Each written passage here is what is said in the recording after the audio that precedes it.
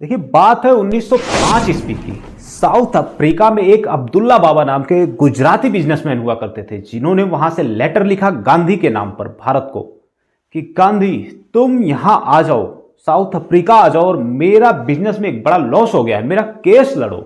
इस ऑफर को गांधी ने स्वीकार कर लिया, क्योंकि गांधी को यहां भारत में उस समय व्यापार नहीं मिल रहा था, पैसों की त्रासदी थी।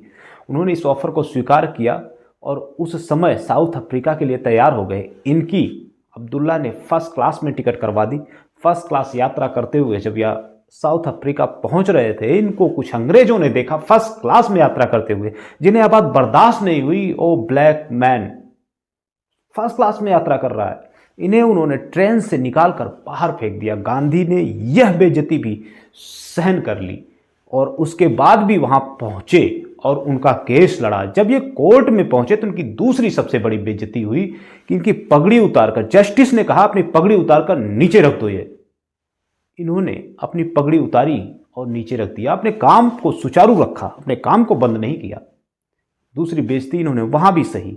वहां इस प्रकार से कई जिल्लत भरी बेइज्जतियां भी सही, लेकिन अपने काम पर लगे रहे। पहला कारण तो यह था कि इन्होंने अब्दुल्ला को 1 साल उसका केस लड़ने का वचन दे रखा था, 1 साल वहां रहने का वचन दे रखा था, जो कि एक एग्रीमेंट के रूप में था।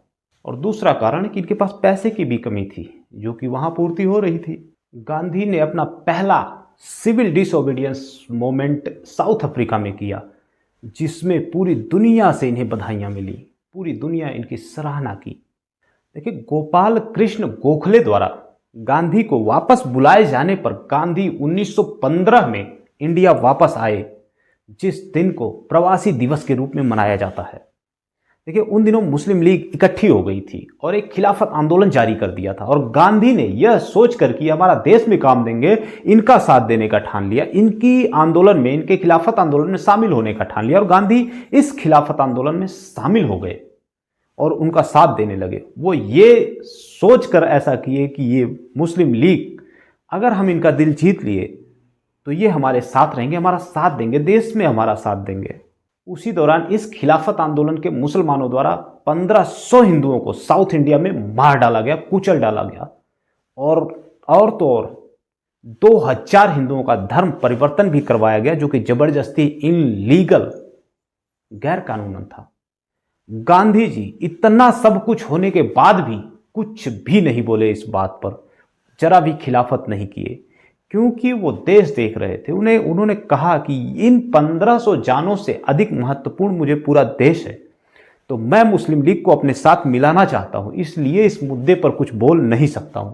अब ये जजमेंट आपके हाथ में है कि गांधी ने उस समय सही किया या गलत किया। देखिए, मैं पक्ष और निष्पक्ष किसी की बात नहीं करता, लेकिन क्या सच है, आपको क्या सही लगता है, कमेंट बॉक्स में अवश्य लिखें। गांधी ने अच्छा किया या बुरा किया। देखिए, 1920 ईस्वी के बाद गांधी ने एक असहयोग आंदोलन शुरू किया, जिसमें उनका कहना था कि अंग्रेजों की मदद करना बंद करो, वो त्रासदी में आ जाएंगे, इसके बाद वो देश छोड़ के खुद ही भाग जाएंगे। देश पूरा सवाल करने लगा इस बात पर कि कैसे, हम तो मदद नहीं करते अंग्रेजों की, कौन मदद करता है, हम तो नहीं करते, हम तो नहीं करते। चारों तरफ से आवाजें आ लगी, हम तो मदद नहीं करते। गांधी ने कहा, हाँ, शारीरिक तौर पर नहीं, लेकिन आर्थिक तौर पर अवश्य करते हैं। हम उनका सामान खरीदना बंद करें, हम उनकी सेवाएं खरीदना बंद करें, वो खुद ही परेशान हो जाएंगे। आए क्यों हैं अंग्रेज? यहां कमाने के लिए ही तो आए हैं, पैसे बनाने के लिए, हमें लूटने के लिए आए हैं, तो उनसे हम खरीदना बंद करें, उन्हें पैसे देना बंद कर दें। इसके बाद उनकी सरकार की अर्थव्यवस्था अपने आप गिरने लगेगी, सरकार त्रासदी में आ जाएगी और इंडिया छोड़कर वो भाग जाएंगे। देश पूरा उनकी बात को मान गया। गांधी ने कहा कि स्वदेशी अपनाओ, हर जगह, हर गली में अपनी दुकानें लगाओ, खादी के कपड़े पहनो, स्वदेशी स्वनिर्मित बर्तन का यूज करो, स्वनिर्मित खाद्य पदार्थ खाओ, खेतों में उगने वाले अनाज खाओ, सब कुछ अपने आप में करो। अपनी स्कूल, अपने पाठशालाएं खुलने लगी। इस प्रकार धीरे धीरे आंदोलन बढ़ता गया और ब्रिटिश सरकार तंगी में आती गई। देखिए, हमारे आंदोलनकर्ताओं की एक बार ब्रिटिश पुलिस से झड़प हो गई, लड़ाई हो गई, गुत्थम गुत्थी हो गई, और उसके बाद यह लड़ाई खून खराबे में बदल गई। 20 पुलिस अफसर मारे गए और थाना उनका जला दिया गया।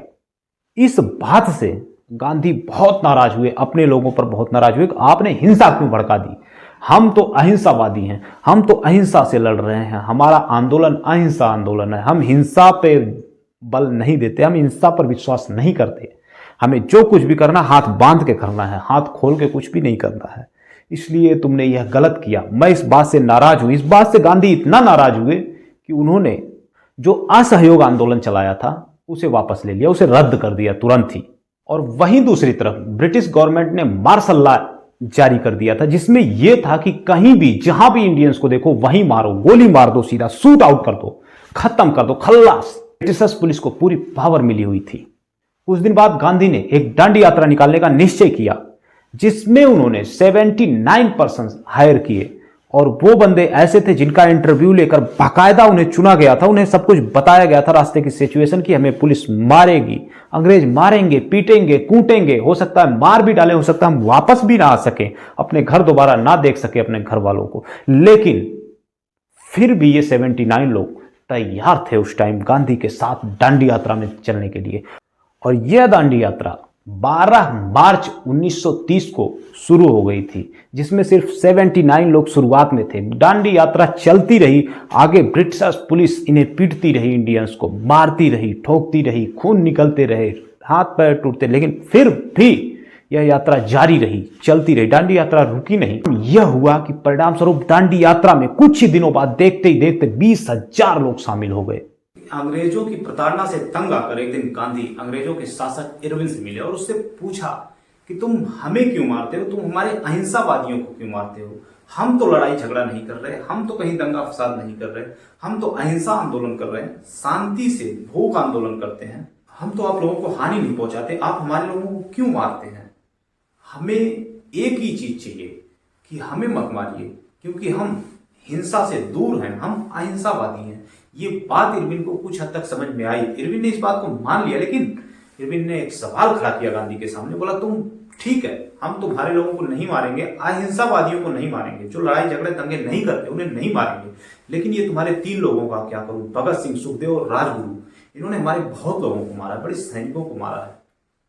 तो इस बात पर गांधी ने कहा कि ये हमारे ट्रुप से अलग है, हमारे ग्रुप से अलग है, हम इनकी जिम्मेदारी नहीं ले सकते, हम इनके लिए कुछ नहीं कहते, आपके जो समझ में आए इनके साथ कर सकते हैं, क्योंकि ये हिंसावादी है, इनका रास्ता अलग है, हम अहिंसावादी हैं, हम सिर्फ अहिंसावादियों के साथ हैं और वही हमारी जिम्मेदारी है।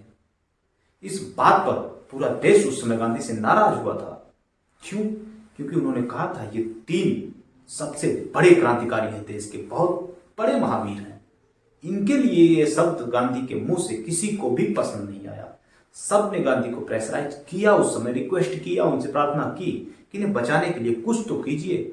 लेकिन अंग्रेजी शासन ने इन्हें जब फांसी सुनाई तब भी गांधी बिल्कुल चुप रहे। उन्होंने कहा कि इसका रास्ता अलग है और हमारा रास्ता अलग है, ये अलग रास्ते पर चल रहे हैं, ये हमारी बात नहीं मान रहे हैं, हम सिर्फ अहिंसावादियों को बचा सकते हैं, हम सिर्फ अहिंसावादियों को साथ लेकर चलेंगे। अब आप बताइए इस बात पर, ये जजमेंट आपके ऊपर है कि क्या गांधी ने ये सही किया या गलत किया, क्या देश के हित में किया या अपने हित में किया? कमेंट बॉक्स में अपना विचार लिखना ना भूलें। अब आई बात आजादी की। सबसे प्रचलित बात क्या है आजादी के बाद की, कि नेहरू को प्रधानमंत्री क्यों बनाया गया, जबकि नेहरू पर एक भी वोट नहीं पड़े थे, सब वोट 12 के 12 सरदार पटेल पर पड़े थे। फिर भी गांधी जी ने सरदार पटेल को प्रधानमंत्री क्यों नहीं बनाया, नेहरू को क्यों बना दिया? तो बात थी उस समय की गहराई, बात की गूढ़ता थी। नेहरू ने ये कहा था कि कांग्रेस पार्टी मेरी बनाई हुई है, कांग्रेस पार्टी का संस्थापक मैं हूं और इसका देखने वाला व्यवस्थापक भी मैं ही हूं। अगर आपने प्रधानमंत्री पटेल को बनाया तो कांग्रेस तोड़ दूंगा मैं, और अगर कांग्रेस टूट गई तो अंग्रेजी शासन इस भारत की बागडोर किसी के हाथ में नहीं सौंपेगी, क्योंकि वो कांग्रेस को ही जानती है। अगर वो भारत की बागडोर सौंपेगी और यहां से जाएगी तो सिर्फ कांग्रेस को ही सौंपेगी। इस बात के डर से गांधी ने नेहरू को ही प्रधानमंत्री बना दिया। उन्होंने कहा मेरे समझाने से सरदार तो मान जाएगा, पटेल मान जाएंगे, लेकिन नेहरू नहीं मानेगा। इस बात के डर से कि अंग्रेजी शासन फिर से न लागू हो जाए, अंग्रेज फिर से न हावी हो जाए भारत पर, इस डर से गांधी ने नेहरू को ही प्रधानमंत्री उस टाइम बना दिया था। बिना एक वोट पड़े, एक भी वोट नहीं नेहरू के प्रति पड़ा था। नियम कानून के खिलाफ जाकर, देश से अलग जाकर गांधी ने उन्हें प्रधानमंत्री बना दिया था। देखिए इस बात पर भी आपकी क्या राय है, उन्होंने गलत किया या सही किया? कमेंट बॉक्स में अवश्य लिखें। अच्छा, गांधी जी पर आपका क्या विचार है? गांधी जी के अभी भी दो तरह के अनुयायी हैं, एक नफरत की निगाह से देखते हैं, एक प्रेम की निगाह से देखते हैं, एक उनकी अच्छाइयां देखते हैं, एक उनकी बुराइयां देखते हैं। आप उनमें क्या देखते हैं? अब गांधी जी के पूरे जीवन के कैरेक्टर में आपको क्या दिखा? वो देश हित में थे या देश के अनहित में थे? लोगों के साथ थे या लोगों के विरुद्ध थे? इसी प्रकार के देश के सभी महान पुरुषों की केस स्टडी को देखने के लिए इस चैनल को सब्सक्राइब अवश्य कर लें और बेल आइकन को दबाएं, जिससे अगली हर वीडियो की नोटिफिकेशन आप तक पहुंच रहे। लास्ट सवाल आपसे यह है कि अगली वीडियो आप किस टॉपिक पर देखना चाहते हैं? कोशिश करूंगा कि बेस्ट से बेस्ट वीडियो आपके टॉपिक पर लाकर प्रस्तुत करूं। कमेंट बॉक्स में अवश्य लिखें किस टॉपिक पर आप वीडियो देखना चाहते हैं।